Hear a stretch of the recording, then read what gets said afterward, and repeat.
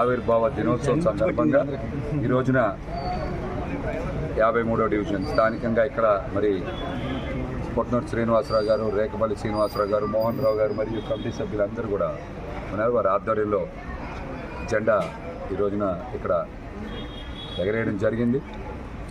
ఈ 11వ ఆవిర్భావ దినోత్సవం సందర్భంగా జనసేన పార్టీ విజయవాడ నగర అధ్యక్షుడిగా జనసేన పార్టీ విజయవాడ నాయకులకి, వీర మహిళలకి, జన సైనికులకి, పెద్దలు, అదేవిధంగా మా పార్టీ అధ్యక్షులు పవన్ కళ్యాణ్ గారికి మరి 11వ ఆవిర్భావ దినోత్సవ శుభాకాంక్షలు తెలియజేస్తాం.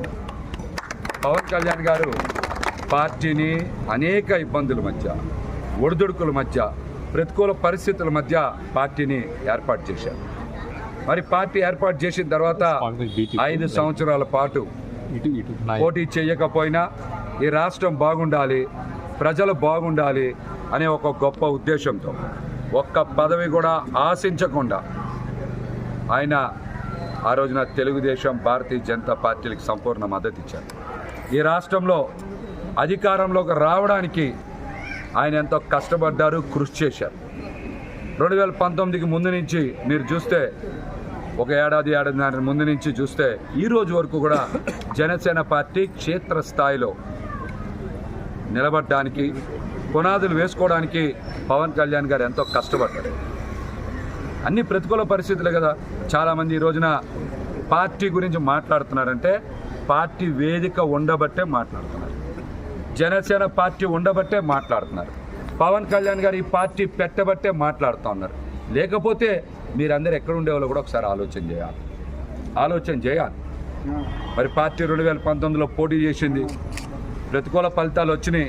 ఆయన ఎక్కడ పవన్ కళ్యాణ్ గారు కుంగల తగ్గల, మరింత ధైర్యంగా పనిచేశారు.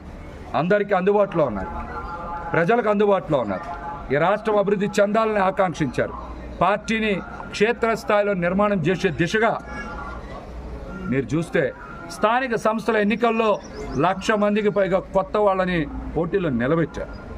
అప్పుడే కదా ఆవిర్భావ దినోత్సవం సందర్భంగా ఈ రోజున 53వ డివిజన్ స్థానికంగా ఇక్కడ మరి పొట్నూరు శ్రీనివాసరావు గారు, రేకపల్లి శ్రీనివాసరావు గారు, మోహన్ రావు గారు మరియు కమిటీ సభ్యులందరూ కూడా ఉన్నారు. వారి ఆధ్వర్యంలో జెండా ఈ రోజున ఇక్కడ ఎగరేయడం జరిగింది.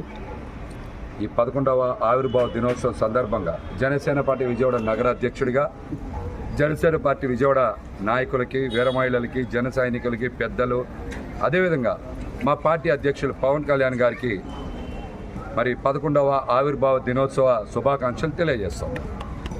పవన్ కళ్యాణ్ గారు పార్టీని అనేక ఇబ్బందుల మధ్య, ఒడిదుడుకుల మధ్య, ప్రతికూల పరిస్థితుల మధ్య పార్టీని ఏర్పాటు చేశారు.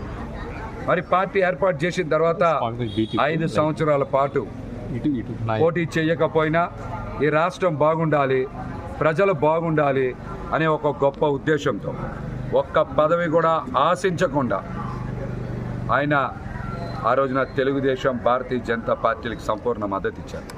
ఈ రాష్ట్రంలో అధికారంలోకి రావడానికి ఆయన ఎంతో కష్టపడ్డారు, కృషి చేశారు. 2019కి ముందు నుంచి మీరు చూస్తే, ఒక ఏడాదిన్నర ముందు నుంచి చూస్తే ఈ రోజు వరకు కూడా జనసేన పార్టీ క్షేత్రస్థాయిలో నిలబడడానికి, పునాదులు వేసుకోవడానికి పవన్ కళ్యాణ్ గారు ఎంతో కష్టపడ్డారు. అన్ని ప్రతికూల పరిస్థితులే కదా.